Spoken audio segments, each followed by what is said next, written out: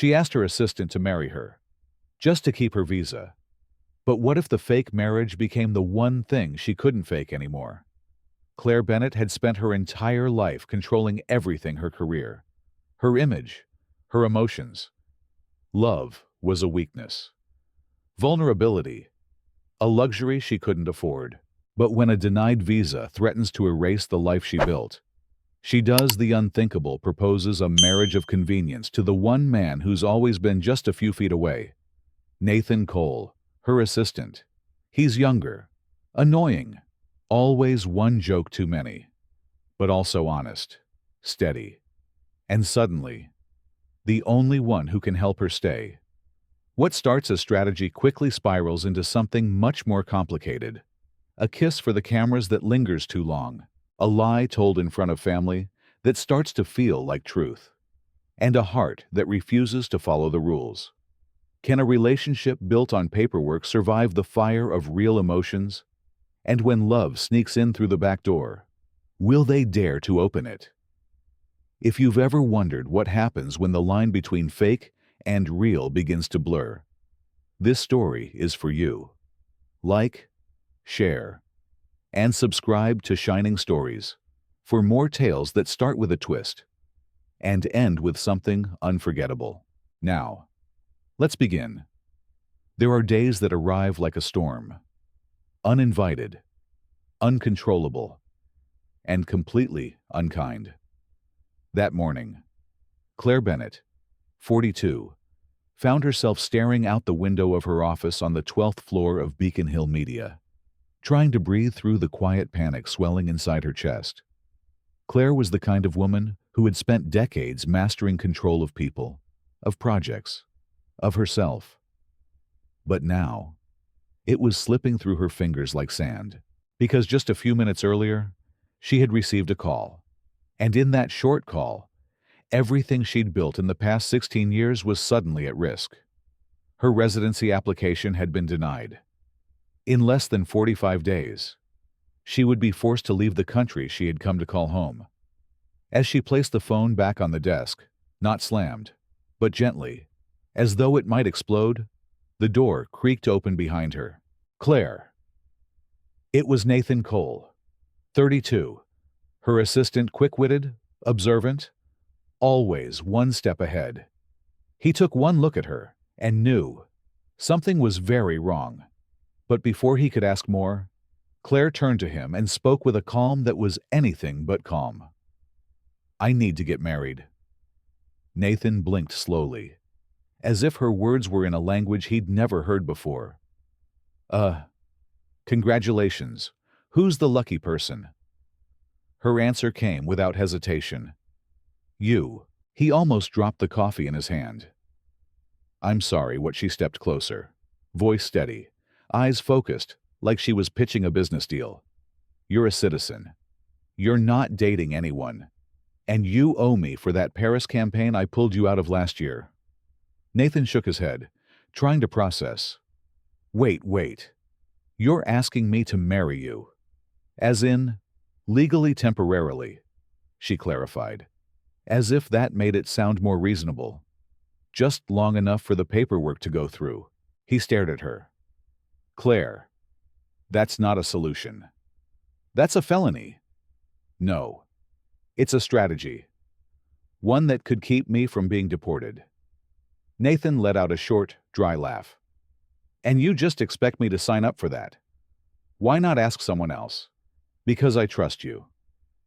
She said it like it was obvious, like she hadn't just shattered every boundary they'd ever had. He rubbed his forehead. "You do realize people go to prison for this?" She crossed her arms. "Not if we do it right. They approve marriages like this all the time." He narrowed his eyes. "Real marriages. Not fake arrangements cooked up over panic and coffee." She stepped around her desk and stood in front of him. "Think about it. A few interviews, some paperwork, and in return, you get a big fat promotion." Nathan took a step back.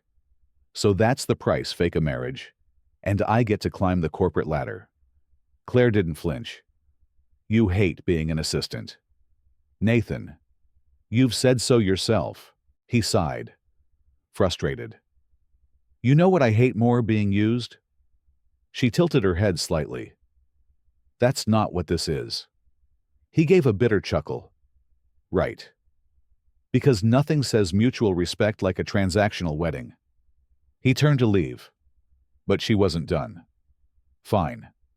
Let's bargain. No. I'll cover your rent for a year. Still no. You can pick the office playlist. Nathan paused, slowly turned. Any genre?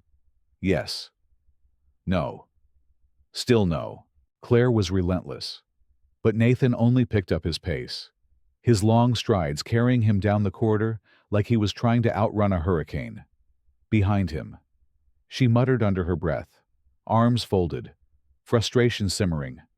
Fine. I'll wear him down eventually. The next morning, Nathan sat at his desk, hands wrapped around a steaming mug, preparing for another battle of wits. The office was quiet, too quiet. And then he saw her. No high heels clicking with urgency. No cold, sharp commands. Just Claire, standing at his door, looking not like a CEO, but like someone who'd run out of walls to lean on. Nathan, she said softly, I need your help.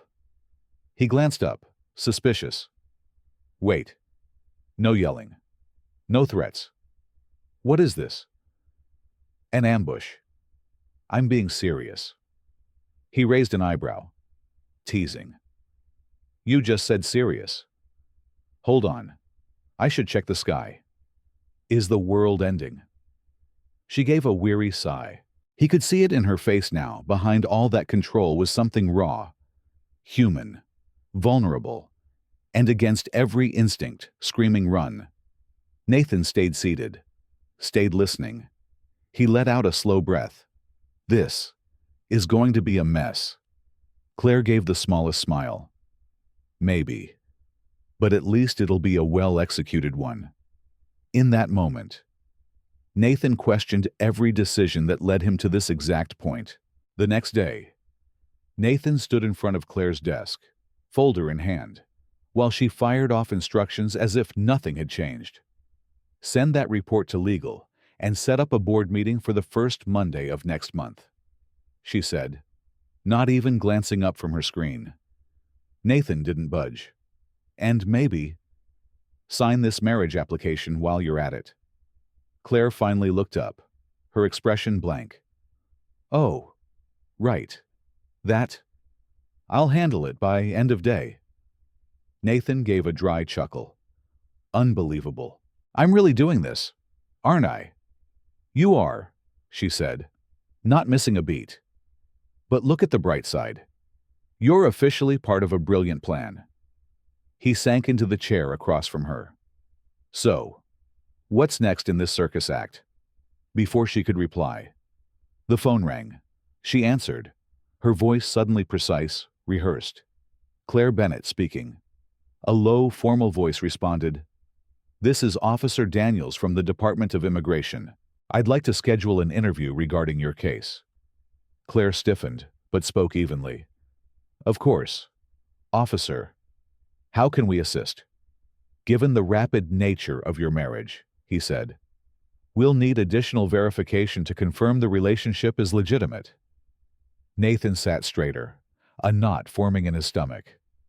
Of course, Claire answered, her voice like ice wrapped in silk. We'll begin with a more intimate setting.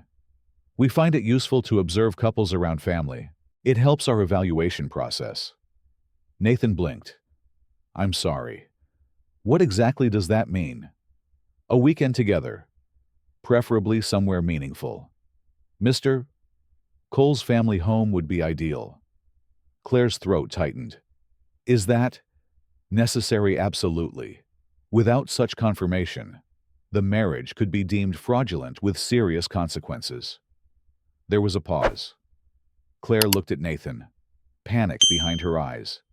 Nathan looked back half horrified, half amused. And, when would this need to happen? She asked carefully. This weekend. Nathan leaned back, a slow grin forming on his face. Well then, he said, clearly enjoying her discomfort. Guess we're going on a trip. Claire forced a smile that looked more like a grimace. Can't wait. As soon as the call ended, Claire turned slowly toward Nathan, her voice barely above a whisper. Your family's house. Are you serious? Nathan simply lifted his arms, like he had just won a negotiation.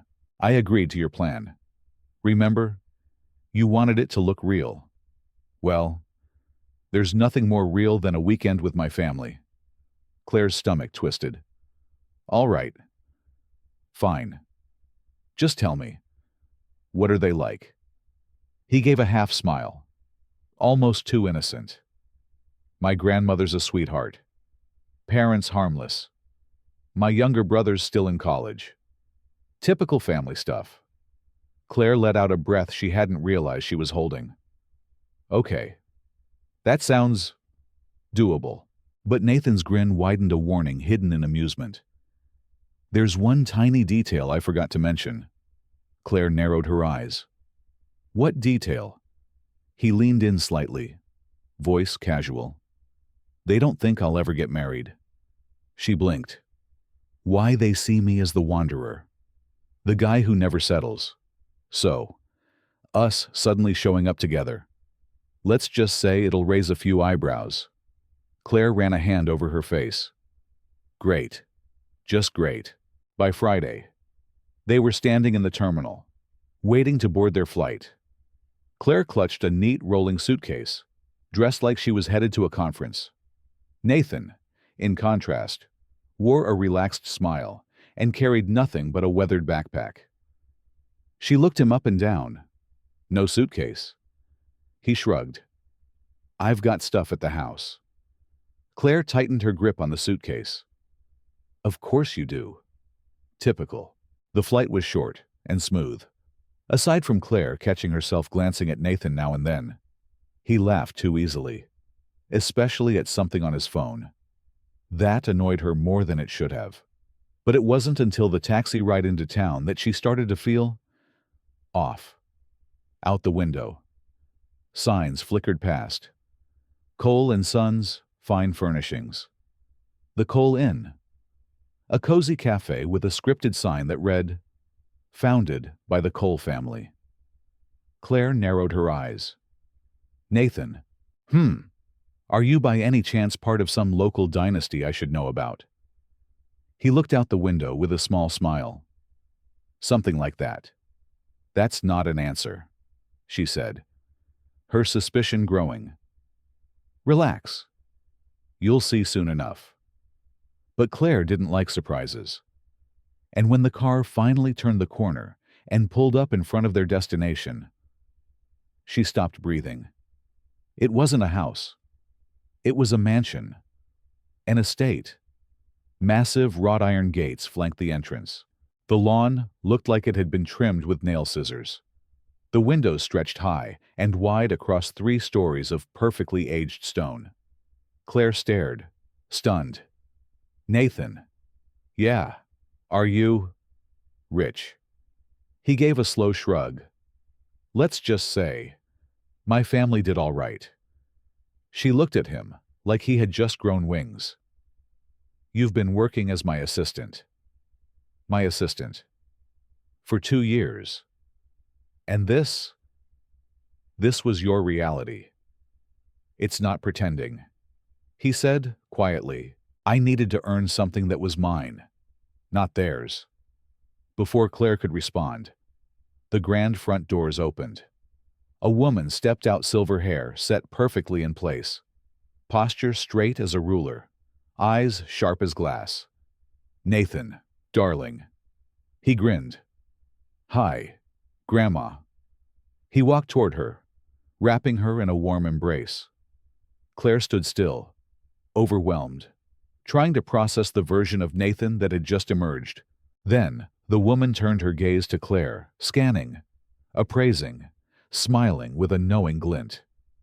So, you're the one who managed to tame my grandson. Claire forced a polite smile. Nice to meet you. I'm Claire. The woman looped her arm through Claire's without hesitation. Come, dear. Let's find out if you're everything he says you are. As they stepped inside the mansion together, Claire realized something unsettling. She had prepared herself for faking affection. She hadn't prepared for this. Claire had faced tough negotiations, hostile boardrooms, and flights across 5 time zones with no sleep. But nothing, absolutely nothing, prepared her for this. She wasn't sure what made her more nervous, spending an entire weekend under the same roof with strangers, or the fact that those strangers happened to be the family of a man she thought, up until yesterday, was just a coffee-fetching assistant. As they stepped past the grand double doors of the Cole estate, Claire tried to keep her steps measured, her expression polite, but inside, her thoughts were spiraling. He's not just an assistant. He's not even close. He's a millionaire. Nathan's grandmother, still gently linked with her arm, pulled her further into the vast hallway, like she was showcasing her newest prize. Come, sweetheart, the woman said with an eager smile. Let's spend some time together. I want to know everything. Claire threw a quick glance at Nathan, silently pleading for backup. He just offered a nonchalant shrug and a grin that said, "You're on your own." She was officially trapped. The inside of the house was like something out of a lifestyle magazine, gleaming marble floors, sweeping staircases, chandeliers dripping with crystal, and art that probably had security tags hidden behind them. Claire tried not to gape. She failed. In the center of the room stood a couple elegant, refined, and clearly waiting for their arrival. "Nathan," the woman called warmly, her voice smooth like old jazz. "Hi, Mom," he replied, pulling her into a hug. Claire stood awkwardly nearby, feeling like a background prop in someone else's movie. She still hadn't figured out how to process the fact that her assistant apparently had a last name that opened gates, not doors. Nathan's father stepped forward, shook his son's hand, then turned to her with a curious, evaluating look. "And you must be Claire." She nodded with a practiced smile. "Yes, it's a pleasure to meet you." His mother approached, taking both of Claire's hands in hers with surprising warmth. "Welcome to the family, dear." Before Claire could respond, she was swept into a soft, perfumed embrace. Nathan's grandmother watched, clearly pleased. "So," she said, folding her arms, "tell us everything. How did you two meet? And how did the proposal happen?" Claire's stomach twisted into a tight knot. They hadn't practiced this part. She shot a sideways glance at Nathan, praying he had something up his sleeve. Thankfully, he did. It all began at the office. He started, sounding like a man reciting a bedtime story. One day, I looked across the room and realized I never wanted to look at anyone else.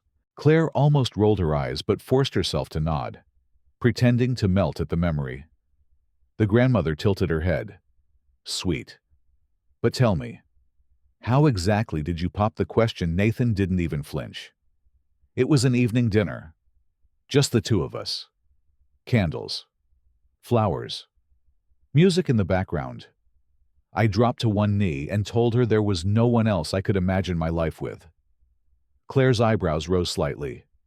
Impressive improv. But then, he added with a mischievous sparkle, "She cried." Claire's mouth fell open. "I," cried. Nathan turned toward her, his tone smooth, from happiness. "It was beautiful." Claire smiled tightly. "So beautiful I can hardly remember a thing." Nathan's grandmother chuckled, though her gaze sharpened just a little. "Oh, is that how it happened? How very romantic." Her tone was pleasant, but there was something behind the words, like she was watching a chessboard. "Not a couple." Claire didn't like it. "Is there something wrong?" she asked, keeping her voice gentle but firm.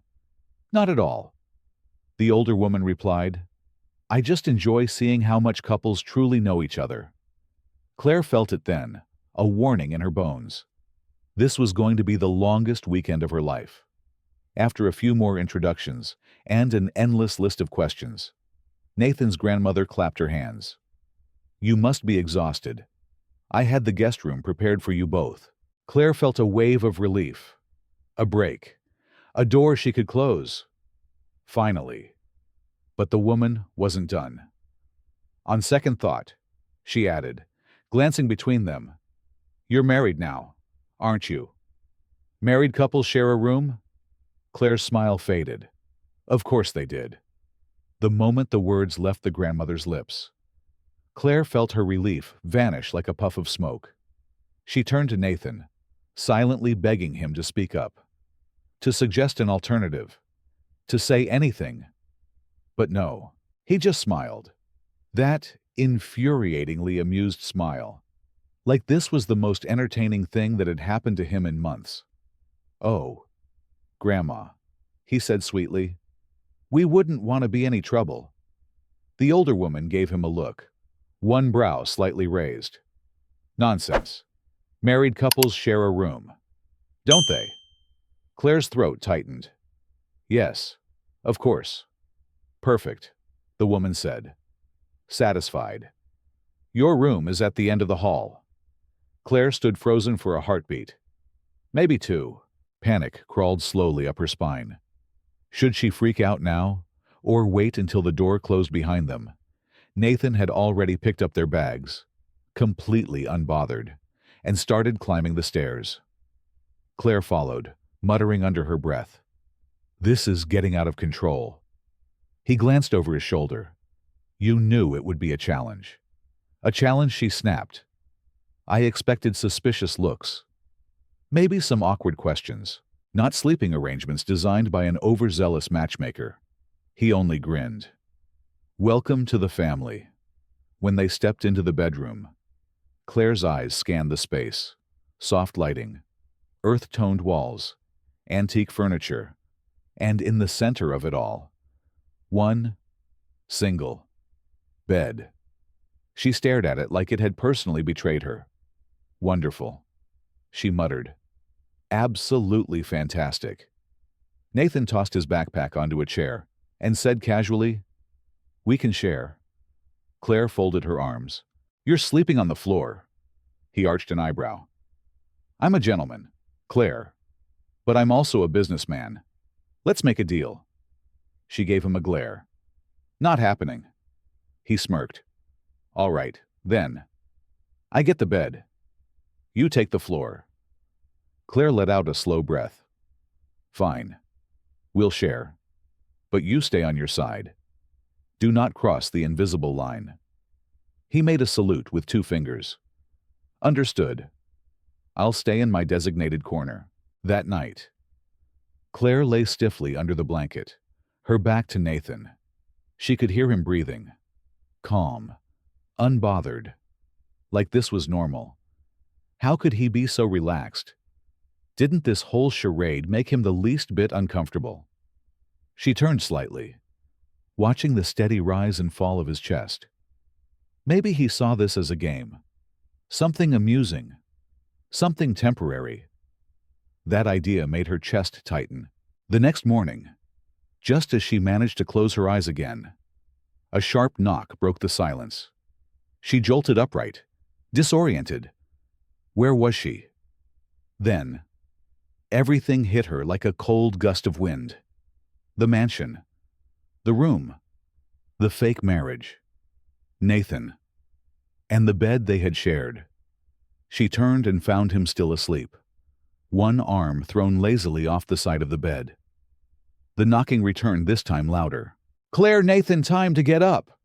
came the familiar voice of his grandmother from the other side of the door. Claire's pulse spiked. "Nathan!" she hissed, poking his arm. "Get up!" He groaned. "Nathan, your grandmother is at the door." He opened his eyes slowly, blinking against the pale morning light. "And what if she walks in and sees us?" she whispered in horror. He yawned and offered the most infuriating sleepy smile she had ever seen. That would just confirm how madly in love we are. Claire glared at him. She had never wanted to throw a pillow so badly in her life. You don't take anything seriously, do you? Before Claire could fire back at Nathan's careless charm, the bedroom door swung open. No knock, no warning. Good morning. Lovebirds. Claire froze, mid-sentence. Nathan, on the other hand, slipped seamlessly into character. With one arm, he pulled her gently toward him, a picture-perfect grin on his face. Morning. Grandma. Claire forced a smile, stiff and strained. The older woman studied them for a moment, eyes twinkling with amusement. I trust you both had a good night's sleep. Claire nodded, her mouth dry. Absolutely. Couldn't have been better. Excellent. The grandmother beamed, clapping her hands once. We've got a full day ahead, and tonight, we're hosting a welcome dinner. Everyone's eager to meet the woman who captured my grandson's heart. Claire felt a bead of sweat slide down the back of her neck. Of course. That sounds lovely. I'll let you get dressed, the woman said, already halfway down the hallway. Join us for breakfast when you're ready. The door closed softly behind her. Claire instantly stepped back from Nathan and shot him a glare. Don't ever do that again. He raised an eyebrow, pretending innocence. Do what? Wrap your arm around me like we're some fairy tale couple. He smirked. I was just making our story more believable. Claire shook her head and climbed out of bed. This is spiraling. Fast. Nathan stretched, completely unbothered. Relax. It's one dinner. With your entire family watching our every move, she snapped. And your grandmother just waiting for me to slip up? Then we won't slip up, he said simply. Claire stared at him. Pretending to be engaged was hard enough. Now I have to look like I'm head over heels for you. He winked. You'll do great. Claire wasn't so sure.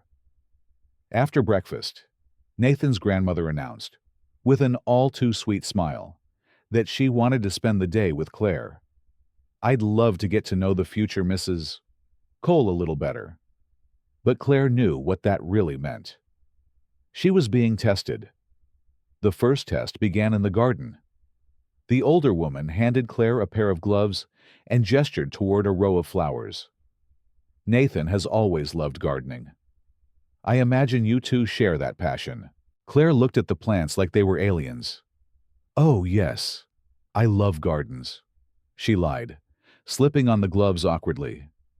Wonderful, the woman said with a smile. Help me replant these. Claire crouched down, completely unsure of what she was doing. Within minutes, she'd broken one stem, buried another too deep, and covered her shoes in dirt. It was tragic. After a while, the grandmother paused and looked at her carefully. You really love my grandson, don't you? Claire felt her breath catch. It was a simple question, but it carried weight. She didn't want to hesitate, but her mouth dried. She glanced at Nathan in the distance, laughing with his father, looking far more relaxed than the version of him she knew at work. He looked different here. Softer. More real. Yes, she said finally. Very much. The woman tilted her head, and why Claire turned her gaze back toward him. Because he's good for me. It was all she could think to say. The grandmother gave a small, thoughtful smile. I hope that's true. The words weren't a blessing. They were a warning. Night crept in quickly. Claire slipped into a simple but elegant dress and descended the stairs with Nathan beside her. The main hall was filled with well-dressed strangers' friends, extended relatives, all here to meet her. She pasted on a smile, did her best to stay calm. But then she appeared, a tall, flawless blonde in a scarlet dress. Confident, calculated. Claire knew without being told this was the ex. Nathan. The woman purred as she approached. It's been a long time. Nathan gave a polite smile. Good to see you. Julia. Julia turned to Claire, giving her a slow, deliberate once-over. So, you're the one. Claire smiled back, but her jaw tightened. That's right. Julia tilted her head. Funny. Nathan never mentioned you. And just like that, the night took on a new level of tension. The words stung more than Claire expected. Julia's voice was sweet, but her tone was laced with a venom that chilled the air. Claire glanced sideways at Nathan. He remained composed, his expression unreadable. I prefer to keep my private life private, he said calmly. Julia smiled, the kind that didn't reach her eyes. How charming. But Claire, darling, how was the proposal? Claire inhaled slowly, her fingers tightening around the stem of her glass. They had rehearsed this part before, but repeating it now under this spotlight felt heavier somehow. It was magical, she said, forcing the words through a tight smile. Julia folded her arms. I want details. Before Claire could scramble for a story, Nathan stepped closer, one hand finding the small of her back. His presence was grounding, and suddenly, she wasn't alone in this. We've told that story too many times. He said gently, let's talk about something else. Julia tilted her head. Sure. Let's talk about how you gave up on real love to marry someone none of us even knew existed. Claire's stomach turned. This wasn't small talk. This was war. She took a long sip of wine to stall, to hide the burn in her chest. Julia turned fully to Nathan now. Tell me, Nathan, are you really in love? Silence? Claire's heart pounded. Nathan didn't respond. Not right away. Then, just as she began to panic, he did something entirely unexpected. He turned to her, gently placed a hand on her cheek, and kissed her. Not a polite kiss. Not one meant just for show. It was real. Or at least, it felt real. The noise around them faded. The room. The people. Even Julia's smug expression. Everything blurred except the warmth of his mouth, the steady touch of his hand, and the way his lips moved like he meant it. When Nathan finally pulled away, the air felt heavy with something unspoken. Does that answer your question? He asked. Julia stood frozen, caught off guard. Claire, meanwhile, couldn't find her breath. She didn't know what to think anymore. What was rehearsed and what wasn't. And worse, she had kissed him back as the conversations resumed and the music filled the space again. Claire's mind remained somewhere else entirely. She kept stealing glances at Nathan, and each time, the memory of the kiss came rushing back uninvited, undeniable. I need some air, she murmured, stepping away without waiting for a response. The balcony welcomed her with a cool wind, but it did little to settle the storm brewing inside. Then came a voice behind her. Familiar, steady, too calm, running away again. Claire closed her eyes, breathing in the quiet night before turning around. I just needed a moment without questions or stares. Nathan leaned against the railing beside her, arms crossed, amused. Then, I'll just stand here quietly, while you panic. I am not panicking. He arched a brow. You left the party mid-conversation. That's textbook panicking.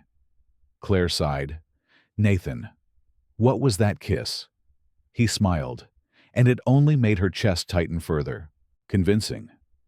Wasn't it? She turned to him fully now, frustration blooming in her chest. Convincing. You kissed me like it. She stopped. She couldn't finish the sentence. She didn't trust herself to. He didn't look away. Like it? What? He asked quietly. Claire swallowed. A lump formed in her throat. Like it was real. For a moment, there was nothing but the sound of the wind. Nathan's easy grin faded. His eyes darkened, just a little. And if it was, her heart skipped. The world seemed to narrow. Nathan. But he looked away and gave a quiet laugh, brushing it all off. Relax, Claire. I just wanted to shut Julia up. And if we're being honest, Nathan added with a grin, that kiss, brilliant move. Claire crossed her arms tightly, trying to ignore the strange mix of emotions twisting inside her: relief, embarrassment, and something else she refused to name. I should have punched you. Nathan chuckled. You still can, though I imagine that would just convince everyone you're hopelessly in love with me. She exhaled sharply, ready with a comeback, when the sound of footsteps made them both turn. Nathan's grandmother stood in the doorway, arms folded, eyes sharp. Darlings, let's not stay out too long. No need to give anyone a reason to whisper. Claire managed a polite smile.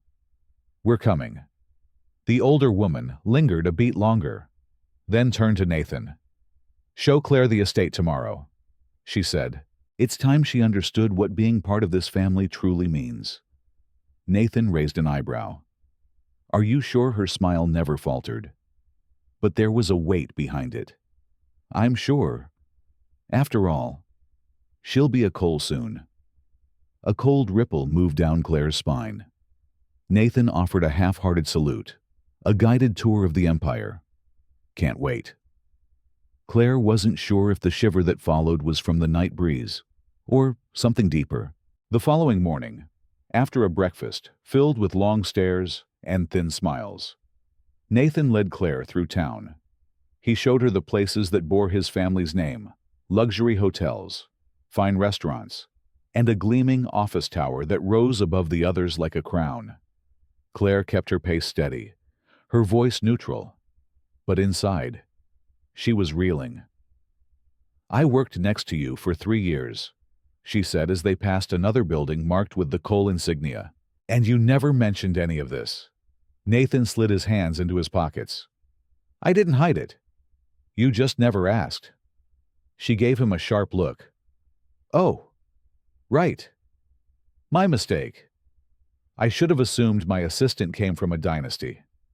He shrugged, a faint smile tugging at his lips. Most people change when they find out. You didn't. Claire tilted her head. That's because I already disliked you. Nathan stopped walking, looked at her. Deadpan. You treat me worse. She let out a dry laugh. Because you deserve it. He smirked. Exactly. That's what I've always liked about you. Claire didn't respond, but something in his words lingered. They walked in silence until they reached a lake tucked behind a grove of trees. The water shimmered under the late morning sun, and a wooden dock stretched gently out across its surface. Nathan leaned against one of the posts and gestured out toward the view. There it is. The final chapter of the tour. Claire folded her arms. I've learned that you're all absurdly wealthy. That's not the same as knowing you. He glanced over, curious. What do you want to know? She hesitated. Then, quieter. Why work under someone like me when you could live in a mansion doing absolutely nothing? Nathan's expression shifted. His eyes moved to the water, thoughtful. Because I needed to build something of my own. No shortcuts, no handouts. Just me. Claire blinked. She hadn't expected that. She studied him. The honesty in his voice. The way he didn't try to dress it up. That's admirable. He turned to her, eyes wide with mock surprise. Say that again. I want it framed. She rolled her eyes. Forget I said it. They stood in quiet for a while, the breeze soft against their faces. Then Nathan looked at her again, a glint in his eye. Can you swim? Claire frowned. Yes. Why you're not dressed for it? Obviously. Why? Before she could finish the sentence, he stepped forward, scooped her up in one fluid motion, and tossed her splash into the lake. Claire hit the cold water with a scream, flailing as she surfaced, soaked and sputtering. Nathan Cole. He was doubled over on the dock, laughing uncontrollably. "You're going to regret that," she shouted, water streaming down her face. Nathan just grinned, completely unrepentant. "I'm sure I will. I'm counting on it," Nathan said with a grin as Claire hauled herself out of the lake, soaked and fuming. Water dripped from her hair. Her dress clung awkwardly to her frame, and her shoes made squelching sounds with every step on the wooden pier. That was a mistake. "Cole," she muttered through gritted teeth. Nathan just laughed harder, the kind of deep, shameless laugh that made Claire want to throw something at him. So she did. She scooped up a handful of wet earth, thick and sticky, and launched it at his chest. It landed with a splatter, staining his perfect white shirt. He looked down in disbelief, then up at her eyes wide. Claire crossed her arms triumphantly, still laughing. There was a pause. Then, with no warning at all, Nathan lunged forward, slipping into the mud and pulling her down with him. They tumbled onto the grass like two teenagers who'd never learned to take life seriously. For a few minutes, the tension disappeared, and they simply laughed. And in that unguarded moment, Claire realized something that frightened her more than any fake engagement or suspicious grandmother. She was having fun. Real fun. And worse, Nathan Cole was starting to feel real too. Later, they trudged up the grand steps of the mansion like two drenched ghosts, soaked, muddy, and completely out of place. Claire's hair clung to her face. Her once elegant dress was ruined, but Nathan looked ridiculously pleased with himself, as if chaos had been his goal all along. "That was incredible," he said, holding the door for her with a teasing grin. "If your definition of fun includes ruining dresses and public humiliation, then sure. Best day ever," she grumbled. As soon as they stepped into the foyer, the room fell silent. Gasps echoed. Conversations halted. Standing in front of them were Nathan's mother, his stoic father, his sharp-eyed grandmother, and naturally Julia. Arms crossed, a smirk already forming. "Nathan!" his mother exclaimed, horrified. His grandmother narrowed her eyes. What on earth happened to you two before Claire could string together a believable excuse? Nathan flashed that trademark grin. "We were just spending time together." "In the mud?" his grandmother asked, her tone icier than the lake they'd just left. Nathan shrugged. "Love takes us to unexpected places." Claire wanted to melt into the floor. Julia, of course, leaned forward with a smug expression. "You two certainly know how to make an entrance." Claire managed a thin smile. "That's right. We're passionately in love." Nathan's grandmother didn't reply. She simply stared at Claire for a beat too long, then turned and walked away with a quiet, His father cleared his throat. "Go get cleaned up. We have an important dinner tonight." Claire felt her stomach twist. Another dinner. Another round of questions. Another stage to pretend. Upstairs. She shut the bathroom door and leaned over the sink. The mirror showed a version of herself she barely recognized. Flushed cheeks, wind-tangled hair, eyes that weren't just tired, but conflicted. This wasn't just pretend anymore. That was the danger. After a long, hot shower, Claire slipped into a black dress that was elegant yet safe. She smoothed the fabric over her sides, took one last breath, and descended the stairs. Laughter and clinking glasses drifted from the dining room. When she entered, every conversation halted. Every eye turned toward her. The table gleamed with silverware polished to perfection, crystal glasses reflecting the golden chandelier light. It was all so exact, like a scene from a high society film. Nathan stood near the head of the room, dressed in a charcoal suit that fit him like it had been made for this very evening. And right beside him, almost too close, was Julia. Still beautiful. Still watching. Still a threat. Claire walked into the dining room with practiced poise, but her chest felt tight. The chandelier cast warm gold over the table, and conversations buzzed softly until she spotted Julia beside Nathan. Without a second thought, Claire crossed the room, her heels silent on the polished floor. She reached for Nathan's hand and interlaced her fingers with his, her smile bright but sharp. "Hi, darling," she said, her voice honeyed. Nathan blinked, surprised, but only for a moment. He caught on quickly. "Hey, love." Claire leaned in and placed a gentle kiss on his cheek, slow, deliberate, just long enough for Julia to catch every detail. Julia narrowed her eyes. "You two are just precious," she said, voice dripping with insincerity. Nathan, of course, played right along. "Thank you." Julia. "Isn't it wild when love sneaks up on you?" Julia's grip on her wineglass tightened, and for a second, Claire wondered if the stem might snap. She didn't care. For once, she felt like she'd won something. During the dinner, Claire sat beside Nathan, their hands still linked, the perfect image of affection. She could feel eyes on them, especially from across the table. Nathan's grandmother watched everything like a hawk dressed in pearls. Then, with a soft but deliberate tap on the crystal goblet, she cleared her throat. "I'd like to offer a toast," she said, her voice calm but commanding. "To the happy couple." Claire's stomach tensed. She raised her glass with everyone else, though her fingers trembled ever so slightly. This wasn't just a gesture. This was another test. "Nathan," the older woman continued, eyes fixed on him, "why don't you tell us the exact moment you realized you were in love with Claire nearly coughed into her wine. That hadn't been part of their script." She turned to Nathan, searching for a sign of hesitation, but there wasn't any. His eyes softened. His tone lowered.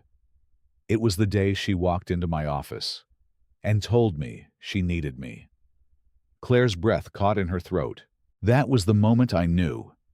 He continued, still looking only at her, because something in her voice made me realize I would do anything for her. His words wrapped around her like a secret. Too sincere. Too personal. And, technically, not a lie. The grandmother's expression didn't change, but something in her eyes glimmered. "How beautiful," she whispered. Julia rolled her eyes and drowned her irritation in another sip of wine. The evening carried on more toasts, more conversation, but Claire could hardly taste the food.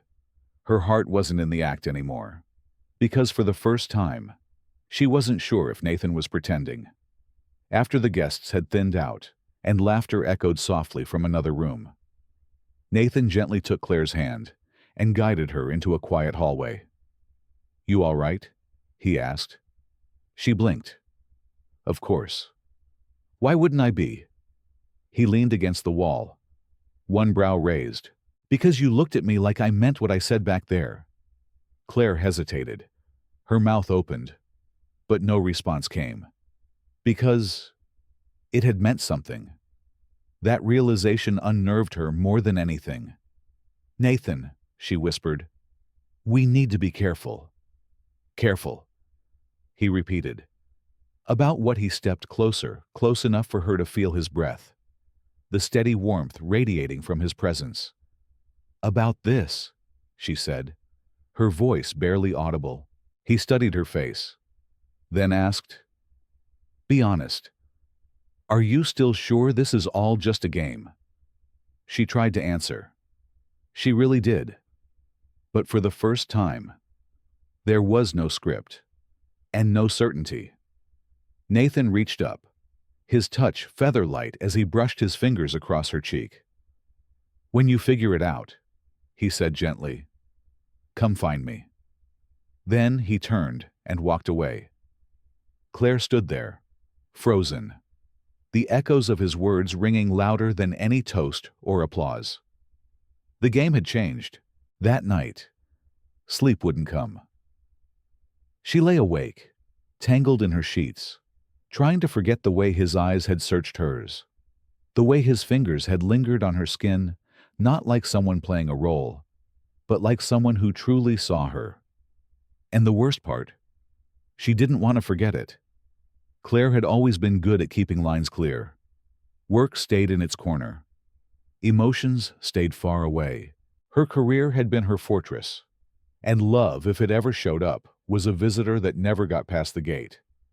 But now, it was as if every rule she'd written for herself was being rewritten. By Nathan Cole.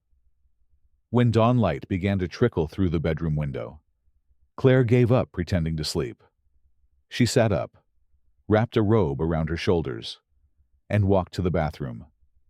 She splashed cold water on her face and stared at the mirror. Really stared. "You just have to survive this weekend," she whispered to herself. "Then everything goes back to normal." But somehow, the thought didn't comfort her like it used to. Dressed and determined, she made her way to the dining room, and there it was, the very last thing she wanted to see. Nathan, already seated, and across from him, Julia. Perfect. Claire straightened her shoulders and stepped forward, voice calm, but firm. "Good morning." Nathan turned toward her with a smile that was way too cheerful. "Morning. Did you sleep okay?" She forced a polite smile. "Best night of my life." Julia lifted her cup with a smile that could slice glass. "I was just saying how surprised I am to hear about the engagement. Nathan always said he wasn't the type to settle." Claire sat down, crossed her legs, and picked up her coffee. "Well, people change." Julia tilted her head, her eyes like sharp needles. "Do they? Or do they just fake it really well?" The challenge hung in the air. Before Claire could reply, Nathan's hand slid over hers, warm, steady, firm. Their fingers intertwined on the table like it was second nature. "I've changed," he said, his voice low. Claire didn't move, because for the first time, it didn't sound like a performance. The rest of breakfast crawled by, filled with quiet tension. Julia didn't hold back on her subtle barbs, and Claire fought to keep her expression neutral, despite how clearly she could still feel the pressure of Nathan's hand on hers. But just when she thought it couldn't get more uncomfortable, his grandmother appeared, looking suspiciously pleased. "My dear ones," she said, settling herself at the head of the table. "I have a little surprise." Claire tensed. What kind of surprise, she asked carefully. The older woman's eyes sparkled with mischief. "I think it's time we made this union official. Before you head back to the city." Claire's fork slipped from her hand and clattered against her plate. "I'm sorry, what?" The grandmother took a calm sip of tea, as if she'd just mentioned the weather. "A wedding. Tonight. Something small. Just family." Claire felt the blood drain from her face. A wedding," she echoed. The woman nodded. "Yes. You're already engaged. Why delay something that's clearly meant to be?" Claire looked at Nathan, silently pleading for him to intervene. But instead of stepping in, he seemed almost entertained. "Well, sweetheart," the grandmother said sweetly, "shall we begin the preparations?" Claire forced a smile so tight it hurt. I'd love to. But weddings take time. I'd want it to be perfect." The older woman waved a hand, dismissive and decisive. "Leave that to me. You just be ready." Claire wanted the ground to open up and swallow her whole. There was no way out of this without suspicion, and going through with it meant taking this lie far further than she ever intended. By midday, the house was in chaos. Staff ran back and forth. Chairs were carried out into the garden. White flowers were arranged under a wrought iron arch. Someone even brought out a string quartet. And through it all, Claire stood frozen in place, watching as her fake wedding day came to life before her eyes. She was officially trapped. Somewhere upstairs, someone was picking out a gown for Claire. Meanwhile, Claire herself felt like she was slipping further into a place she didn't recognize, a space where reality bent with every passing hour. By mid-afternoon, she found Nathan sitting in the study, casually flipping through a newspaper like it was just any other day. She stood at the doorway, arms crossed, voice sharp. "Are you seriously not going to say anything about this?" Nathan looked up, calm as ever. "About what?" Claire nearly threw the cushion at his head. "Your grandmother is planning an actual wedding." He folded the paper neatly and stood up, crossing the room without the slightest trace of alarm. "And that changes what?" "Exactly?" he asked. Claire stared at him. "You can't be serious."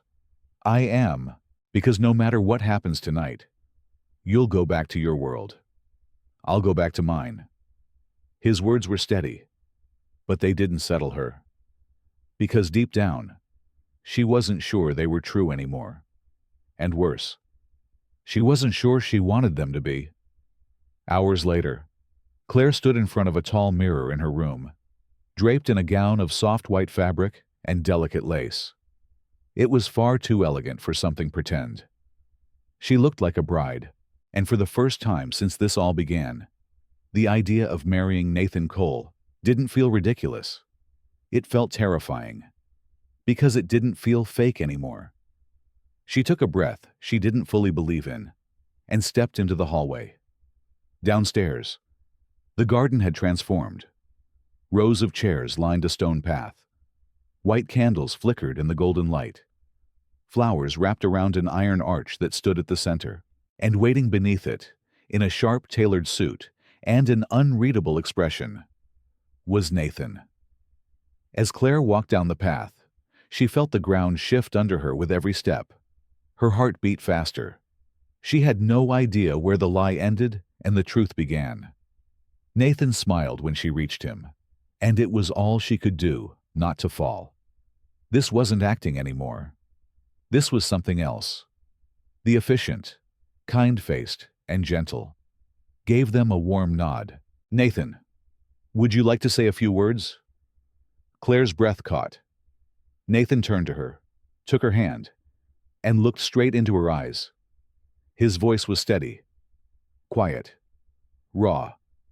"I never believed in love," he began. Claire's heart skipped. "Not really. I used to think it was just a word. Something people leaned on when logic failed.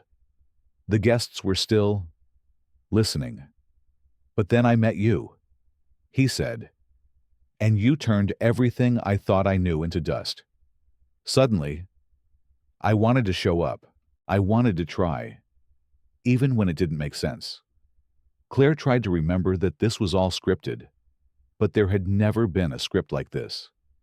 "Being with you," Nathan continued, "made me realize that love doesn't always come when it's convenient or expected. It just comes, and when it does, it doesn't ask for permission." Silence blanketed the garden. Claire could hardly breathe, because the words were too perfect, too dangerous, too real. Then, the officiant turned to her. "Claire, would you like to say a few words?" She blinked once, twice, trying to pull herself back to the surface. Every face was turned toward her. Nathan's grandmother looked on with a satisfied smile. Julia stood a few rows back, her arms crossed, her glare piercing. Claire opened her mouth, but nothing came. Then, somewhere in the blur, she remembered Claire stood still under the arch, surrounded by soft candlelight and the quiet rustle of evening breeze. And suddenly, she remembered. She remembered how Nathan used to drive her mad with his sarcasm at work, how he always found a way to get under her skin, always one comment too clever, one smile too smug. But she also remembered how, since this strange act began, he had made her laugh more than anyone else ever had. How, just last night, He had held her like he meant it. How his eyes searched hers like she mattered. How his presence was starting to slip under every wall she'd ever built. She swallowed hard, and then, in front of everyone, she said the only thing she could. "You make me question everything." Nathan's brows lifted, his surprise visible, but he didn't look away. "I never thought a lie could feel so real." She continued, her voice trembling at the edges. "But somehow, you made it real." He squeezed her hand gently, and her chest tightened in response. The officiant smiled. "Nathan Cole, do you take Claire Bennett as your lawful wife?" There wasn't a second of hesitation. "I do." A chill spread through Claire's body. The officiant turned to her. "And you, Claire Bennett, do you take Nathan Cole as your lawful husband?" Her pulse thundered in her ears. Every voice, every guest, every flickering candle faded into silence. "I do." Applause rose around them like a wave. But Claire didn't hear any of it. Her entire world had narrowed to the man standing before her. Nathan stepped closer, cupped her face with both hands, and kissed her. Not for show, not for the crowd. It was slower, warmer, something else entirely. And that scared her.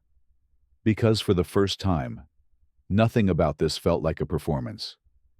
Dinner followed the ceremony. The garden glowed with string lights. Laughter, clinking glasses, and conversation filled the air. Claire played the role. She smiled. She answered questions. She thanked guests for their kind words. But inside, her mind was unraveling. Nathan was no longer a character in a fake story. He was becoming real. And that was a problem she didn't know how to solve. She slipped inside for a breath of quiet. But someone followed. "You really think everyone bought this, don't you?" Claire turned, her expression flattening as Julia appeared from the shadows. Arms crossed, voice like frost. "I'm not in the mood." "Julia." "Oh, but you will be." Julia stepped forward, her eyes sharp. "I know this is all an act." Claire didn't flinch. "I don't know what you're talking about." Julia let out a hollow laugh. "Nathan never wanted marriage. Never even talked about it. And now, he shows up with you. Please." Claire kept her voice steady. "People grow. Things change." Julia leaned closer. "I'm going to find out what's really going on." Claire smiled soft. "Cool. Good luck with that." Then she walked away without looking back. But as her heels echoed down the hallway, her heart beat faster. Because Julia wasn't wrong, and the line between truth and fiction was getting harder to find. Much later that night, Claire finally escaped to her room. Her limbs ached with exhaustion, and her heart was tired from pretending. But before she could even lie down, the door creaked open. It was Nathan. "Claire," he said gently. She didn't look at him. "I'm exhausted. Please, I just want to sleep." He stepped inside anyway, closing the door behind him. His voice was quiet, but insistent. "We need to talk." She rubbed her face, worn thin. "About what?" He took a step closer. "About this. About whatever is happening between us." Her chest tightened. "There's nothing happening." He gave a soft, almost bitter laugh. "No." "Then look me in the eye and tell me that what you felt today during the wedding was all fake."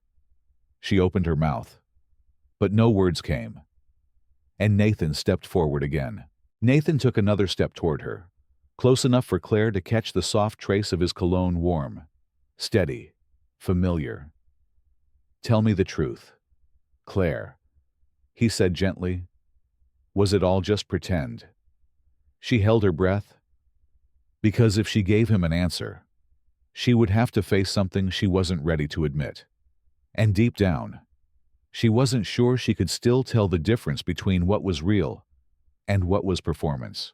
Nathan reached out, brushing his fingers along her cheek with a tenderness that made her chest ache. "If you can honestly tell me none of it meant anything," he whispered, "I'll stop. I'll walk away." Her entire body tensed. She opened her mouth, but no words came out. Nathan gave her a small, knowing smile. Not arrogant. Not smug. Just quiet understanding. "I thought so." Then, without another word, he turned and left the room, closing the door softly behind him. Claire sat down heavily on the edge of the bed, burying her face in her hands. This wasn't supposed to happen. This wasn't supposed to feel like this. But it did. And now, there was no undoing it. The next morning, Claire woke with a strange feeling, as if something inside her had quietly shifted during the night. Maybe it was the way Nathan had looked at her before he walked out. Maybe it was the words he'd said, or the ones she couldn't say in return. She stared at the ceiling for a while, her pulse unsteady, her thoughts a tangled blur. She didn't want to go downstairs. She didn't want to see him. But avoiding him wouldn't change anything. After getting dressed, she finally made her way to the living room.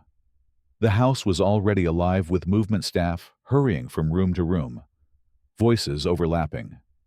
The Cole family gathered casually, discussing the day's plans. And Nathan, he was seated comfortably on the couch, coffee in hand, perfectly composed, as if nothing had happened.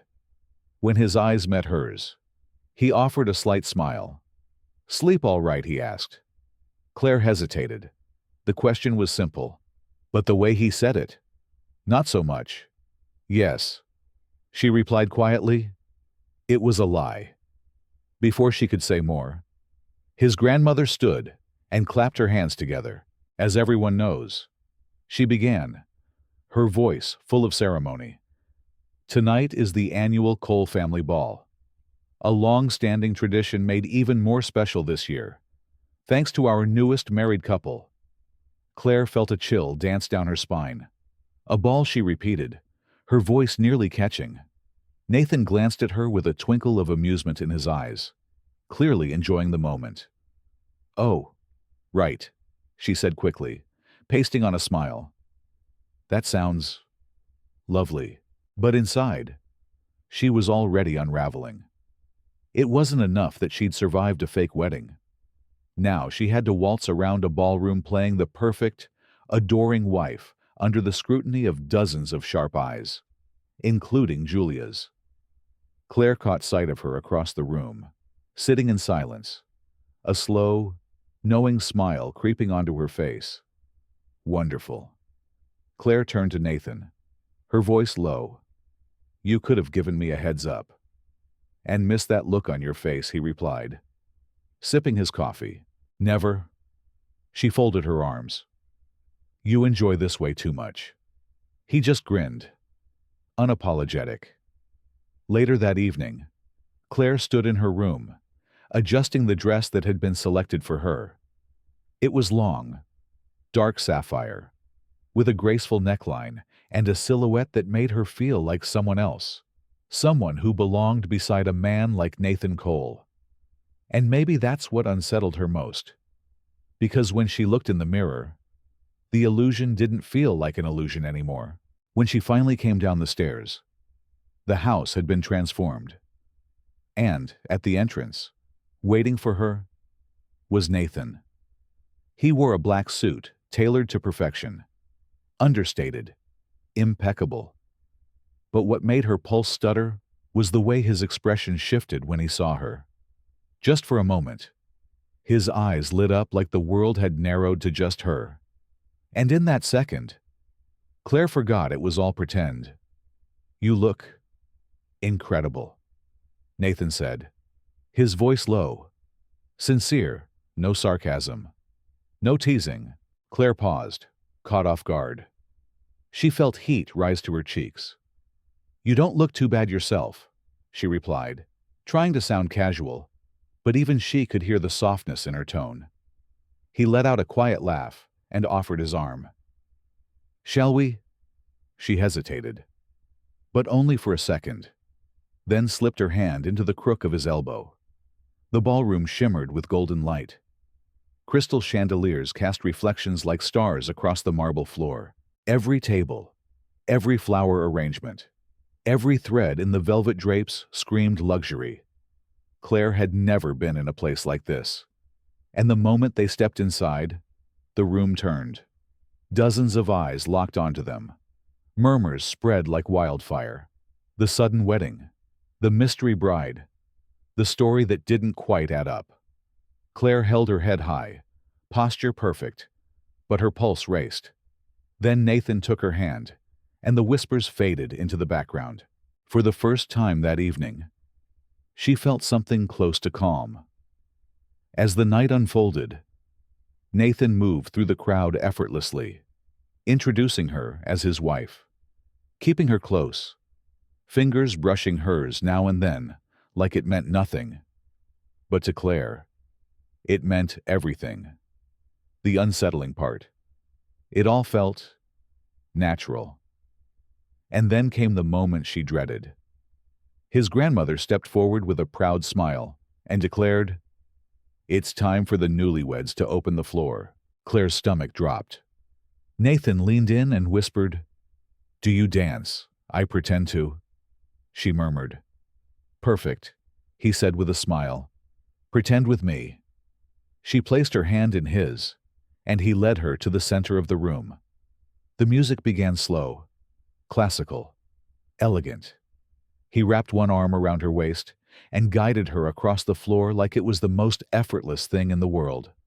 At first, she was stiff, every muscle tense, but slowly, almost imperceptibly, her body started to follow his. She let go, just a little. The room blurred. The music swelled. And then Nathan leaned in again and whispered, "You look beautiful tonight." A shiver ran through her. She looked up at him, expecting him to smirk. But he didn't. He held her gaze, steady and soft. Then, right there in the center of the room, he did something she hadn't anticipated. He kissed her. There was no audience to fool, no reason to pretend anymore. It was just them. And the kiss wasn't a show. It was slow, intentional, real. His hand cupped her cheek, fingers warm against her skin, like he wanted to make sure she felt every second of it. And the worst part, she didn't want him to stop. When he finally pulled away, the room came rushing back, but Claire wasn't the same. She couldn't tell where the lie ended and the truth began anymore. Nathan gave her a quiet smile. Was that convincing enough? Claire couldn't speak. Because she knew it hadn't been fake.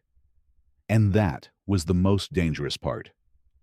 The evening continued, full of toasts and applause and laughter, but Claire heard none of it. She was still back in that moment. That kiss, that look. Whatever had just happened between them, it wasn't part of the plan. She had felt it, and she knew he had too. But then, a familiar voice cut through the buzz of the ballroom. "Well," Julia said, arms crossed, tone sharp. That was quite the performance. Claire stiffened. "What do you want?" "Julia." The blonde tilted her head, smile cutting. "Oh, nothing. Just curious." Claire narrowed her eyes. "If this is real," Julia continued, stepping closer, "then why was I the one to find out about the marriage? By accident. Why has Nathan never once mentioned you before?" Claire forced her tone to stay calm. "We value our privacy." Julia took one more step forward, eyes glinting. "Or maybe," she whispered, "you just don't have a real story to tell." And with that, Claire realized just how close Julia was to uncovering the truth. In that moment, Claire realized the time she had left to keep this illusion alive was slipping away fast. Her whole body stiffened as she faced Julia. The blonde's gaze was sharp, calculating like a predator circling, waiting for the slightest misstep. Claire forced a steady breath. "Why are you so fascinated by our relationship?" she asked calmly. though her voice trembled at the edges. Julia smiled, slow and assured, as if she'd been waiting for that question. Because none of it adds up. Claire said nothing. Nathan never talked about marriage. Julia continued, never even hinted he was seeing someone. And now, suddenly, he has the perfect wife. No one even knew you existed before this weekend. Don't you think that's strange? Claire kept her expression composed, even as panic throbbed beneath her skin. People change, she said. Julia folded her arms. Sure, but not overnight. Claire opened her mouth to answer, but before she could form a word, she felt a familiar warmth at her waist. Nathan had appeared, slipping in beside her like he had been watching all along. Is there a problem here? He asked smoothly. His tone light, but unmistakably firm. Julia's eyes narrowed, but she kept her smile intact. We were just chatting. Nathan took Claire's hand, intertwining their fingers. If you have questions, Julia, I'd prefer you bring them to me directly. Julia let out a dry, humorless laugh. Oh, Nathan, I've always understood you better than anyone. Isn't that right? Claire felt something strange flare in her chest, hot and sharp. Not fear, not anxiety, jealousy. Before Julia could press further, Nathan turned to Claire. Want to take a walk? Claire nodded, grateful for the escape. He led her gently out of the ballroom, through a side door that opened onto the terrace. The cold night air brushed against her skin like a wake-up call. She leaned against the railing, eyes scanning the darkened sky. I think she's going to figure it out, she whispered. Nathan didn't answer right away. He just stood beside her, watching her quietly. Claire closed her eyes. This wasn't supposed to get this far. There was silence, except for the wind and the distant hum of music still playing inside. I know, Nathan said softly. Claire turned to look at him. His face was unreadable, but there was something different in his eyes, something unspoken. The memory of the ceremony flashed back through her mind. The flowers, the candlelight, the way he looked at her when he spoke. I never believed in love. Until I met you. She had told herself it was all for show. Every word, every glance. But when he said those words, she believed him. And that was what scared her the most. The weight of it settled over her again. How real everything had started to feel. The way her palms had gone clammy as she stood beside him. The way her heart refused to slow down. The way he held her hand, like it was something precious. The officiant's voice, though calm and steady, had sounded distant, like an echo in a dream. And then it had come. Would you like to say a few words to your bride? Nathan had turned to her, taken her hand, and looked at her as if no one else existed. His words had been simple, honest, disarming. I never believed in love, he had said. And Claire remembered blinking, frozen. Until I met you. A hush had fallen over the garden. And for the first time, Claire had believed it, even if she shouldn't have. Because when lies start to feel like truth, everything becomes dangerous. I never believed in love. Nathan began, his voice soft, carrying across the garden like a secret meant only for her. A shiver ran down Claire's spine. I always thought love was just a word, an excuse people used when they didn't want to admit they were afraid to be alone. Her heart pounded in her chest, each beat louder than the last. But then, he said, pausing just enough to look directly into her eyes, I met you. Claire fought to remind herself that this was all a performance, a beautiful, elaborate lie. But Nathan's words didn't sound like lies. They sounded like truth. Some things, he continued, just happen, without warning, without logic, without asking permission. And suddenly, everything you thought you knew doesn't matter anymore. Silence fell over the garden. Claire felt weightless, untethered from reality. She had no idea where the story ended and where the truth began. The officiant turned toward her. "Claire, would you like to say a few words?" She blinked slowly, trying to clear her thoughts. All eyes were on her Nathan's family, his grandmother's approving smile, and Julia's sharp stare, arms crossed tightly. Claire looked at Nathan, and for a moment, the world narrowed to just him. She remembered. She remembered every sarcastic comment he made at the office, every time he tested her patience. She remembered how, somehow, he always made her laugh, even when she didn't want to. She remembered the way he held her the night before, how his presence calmed something restless inside her. And before she could stop herself, the words slipped out. "You make me question everything." Nathan's eyebrows lifted slightly in surprise. "I never imagined a lie could feel like this," she continued, voice trembling. "But somehow, you made it feel real." Nathan squeezed her hand gently, and the ache in Claire's chest deepened. The officiant smiled. "Nathan Cole, do you take Claire Bennett as your lawful wife?" Nathan didn't blink. "I do." Claire felt her entire body tense. "And do you, Claire Bennett, take Nathan Cole as your lawful husband?" Her pulse thundered. "I do," she whispered. Applause erupted around them, but Claire didn't hear any of it. All she could hear was the roar of her own thoughts. Nathan reached up and gently cupped her face, and then he kissed her. Not for show, not for the guests. This kiss was different. It was slow, intimate, quiet. It didn't demand anything. It simply said, "This is real now." Claire felt the ground vanish beneath her feet, and for the first time, she was truly afraid because something that wasn't supposed to be real was becoming the one thing she couldn't let go of. Dinner followed the ceremony. The garden shimmered with lights.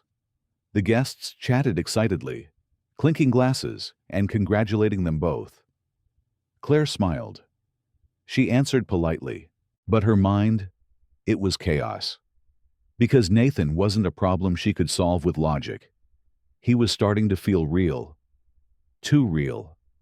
As she stepped inside the house for a moment of air, a voice cut through the quiet.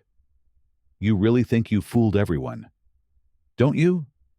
Claire turned, and of course, it was Julia. She didn't hide her exhaustion. "Julia, not now." "Oh, but I think now is perfect," Julia said, folding her arms. "Because I know none of this is real." A chill crept through Claire's spine. She said nothing.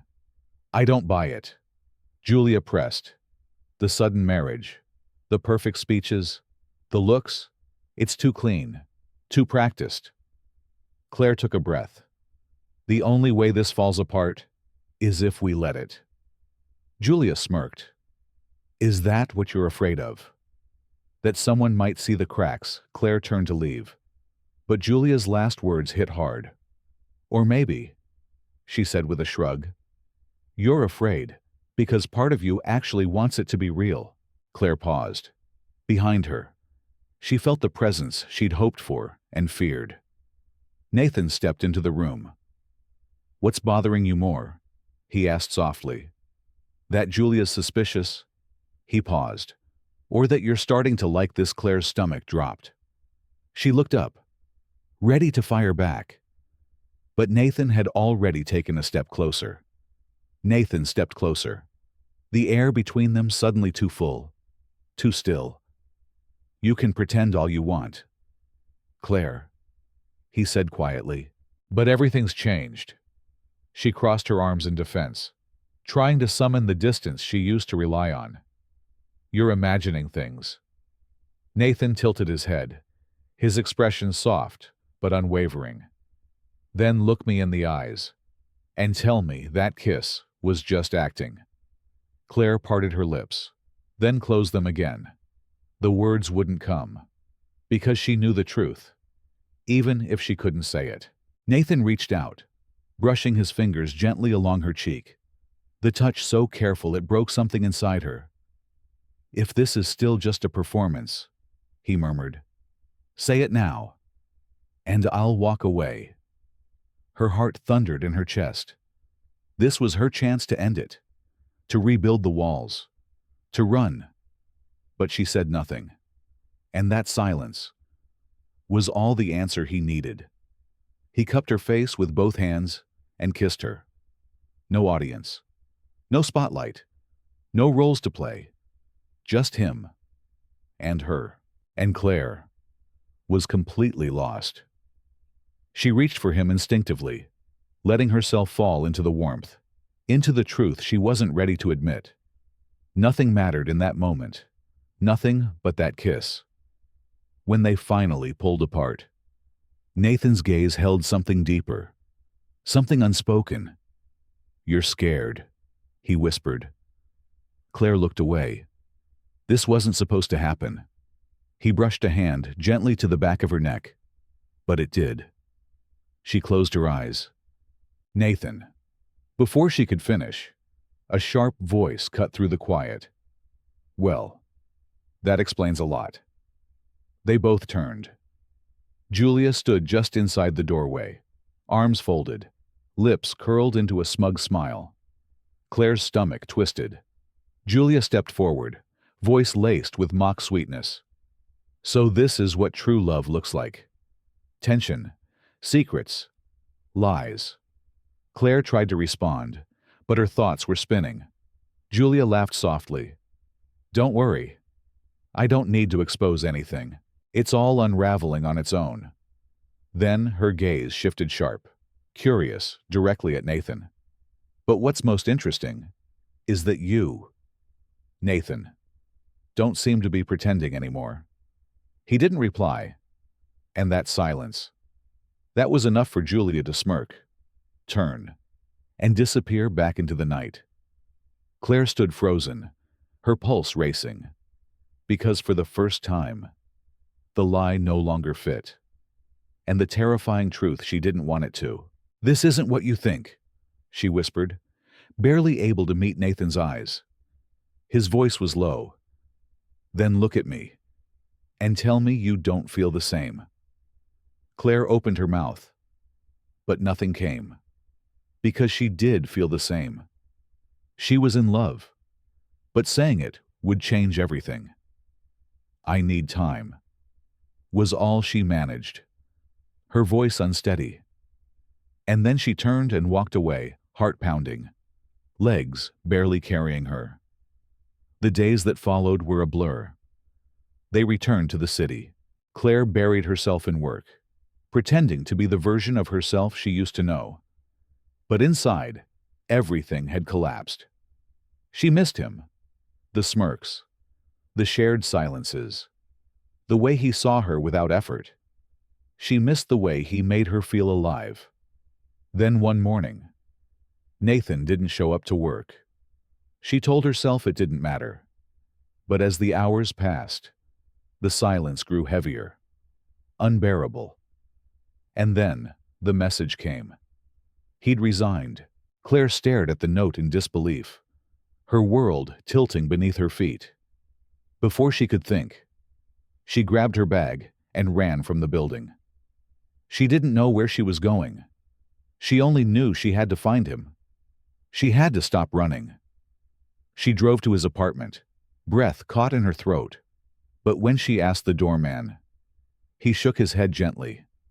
"Nathan left this morning," he said, packed up, said he wouldn't be coming back.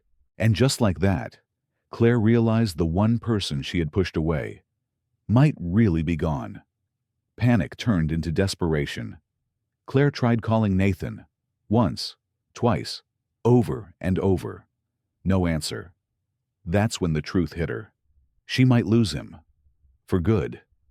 And that was something she could never accept. So she did the only thing her heart begged her to do. She went after him, using what little information she had.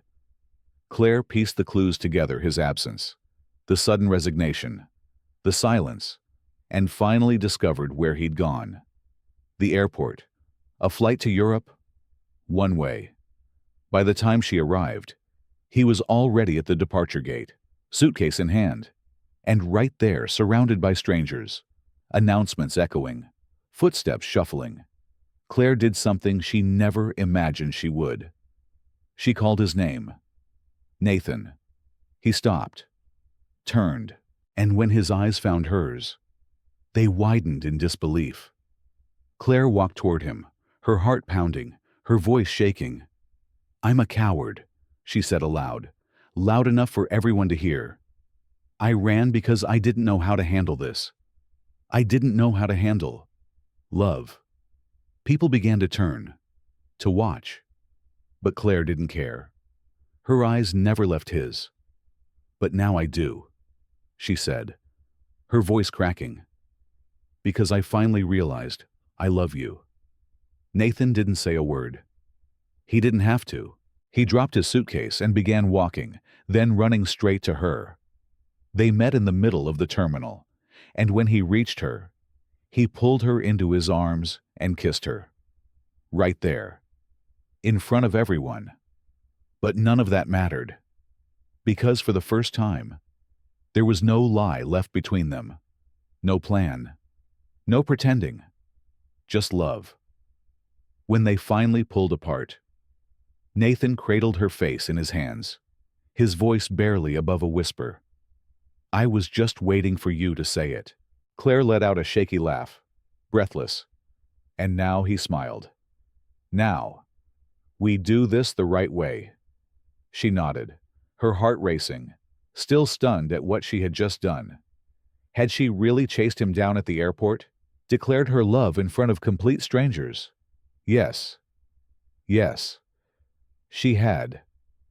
And now she was in his arms, breathing in the scent she'd memorized without realizing it, feeling the lips she once thought were just part of a script. But they never were. Nathan brushed her cheek with his thumb, eyes full of something raw and open. "Claire Bennett," he said softly, "you just gave me the biggest surprise of my life." She smiled through tears. "You taught me how to stop playing it safe." He stepped back slightly, slipping a hand into his pocket. "I think it's only fair. I do one more reckless thing." Claire blinked, confused. "What are you talking about?" And then she saw it. A small velvet box. Her heart stopped. "Nathan!" He dropped to one knee. In the middle of the airport, with all those watching eyes, and none of it staged.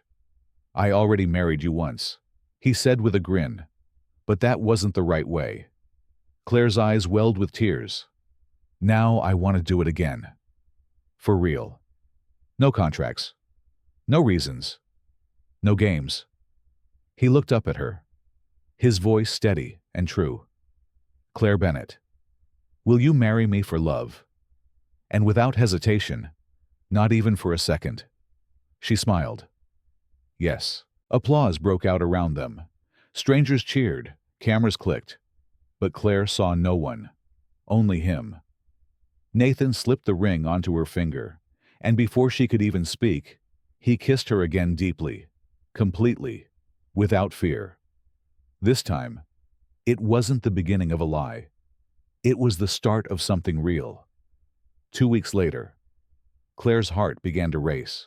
She stepped out of the room, her dress flowing softly around her, and found her path lined with white petals and the glow of candlelight.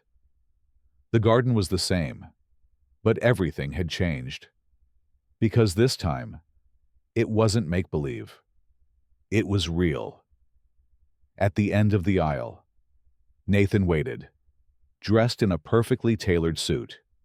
He stood still, eyes shining with emotion, watching her every step. Claire couldn't look away. When she finally reached him, he gently took her hands. "You look absolutely stunning," he whispered. She smiled. "You're not too bad yourself." The ceremony began. the officiant's voice carrying through the evening air. But Claire barely heard the words. Her heart was pounding so hard that everything else faded into the background. And then, Nathan began to speak. "Claire," he said, his voice thick with emotion, "you walked into my life like a storm. And before I could understand what was happening, I was already caught in the center of it." Claire blinked, tears forming at the corners of her eyes. "You taught me that love doesn't need to follow a plan. It doesn't have to be neat or logical. It just is, and I wouldn't want it any other way. Because I wouldn't want anyone but you." Her breath caught. Then it was her turn. She drew in a deep breath and spoke from the heart. "Nathan, I spent so long running from love. I thought I had to choose between success and emotion. I thought I had to guard my heart just to survive." She paused, smiling through tears. "But then you showed me. I didn't have to choose. That I could have it all. That I deserved it all. And I want all of it with you." Nathan's eyes glistened. The officiant gave a gentle nod. "Nathan Cole, do you take Claire Bennett as your lawful wife?" Without a second's pause, he replied, "I do." "And you, Claire Bennett, do you take Nathan Cole as your lawful husband?" Claire smiled, radiant, sure, at peace. "I do." The moment hung in the air. Then, the words they'd both waited to hear. "By the power vested in me, I now pronounce you husband and wife." But Nathan didn't wait. Before the officiant could say another word, he pulled Claire into a kiss, deep, full of everything they had been holding back. The guests cheered. Applause rang out. But to Claire, there was no one else in the world. Just him. Just this. And in that moment, she knew. She had never been happier. Love had come in a way she never expected. But in the end, it was exactly what she had always needed. Sometimes, love doesn't arrive the way we expect it to. It doesn't wait for the perfect timing. It doesn't come with certainty or logic. It simply walks into our lives, turns everything upside down, and somehow makes it all right. Claire and Nathan's journey began with a lie, a desperate choice to protect a future. But somewhere along the way, that lie became the very thing that taught them what truth feels like. Love isn't always planned. It's not always easy. But when it's real, you'll know. And when it's right, you won't have to run. What part of their story moved you the most? Let us know in the comments. We'd love to hear from you. If this story touched your heart, please like, share, and subscribe to our channel. Your support helps us bring more emotional, inspiring stories to life. And don't forget to turn on the bell icon so you never miss a moment that might change the way you see love. Thank you for watching. Until next time, keep believing in stories that heal.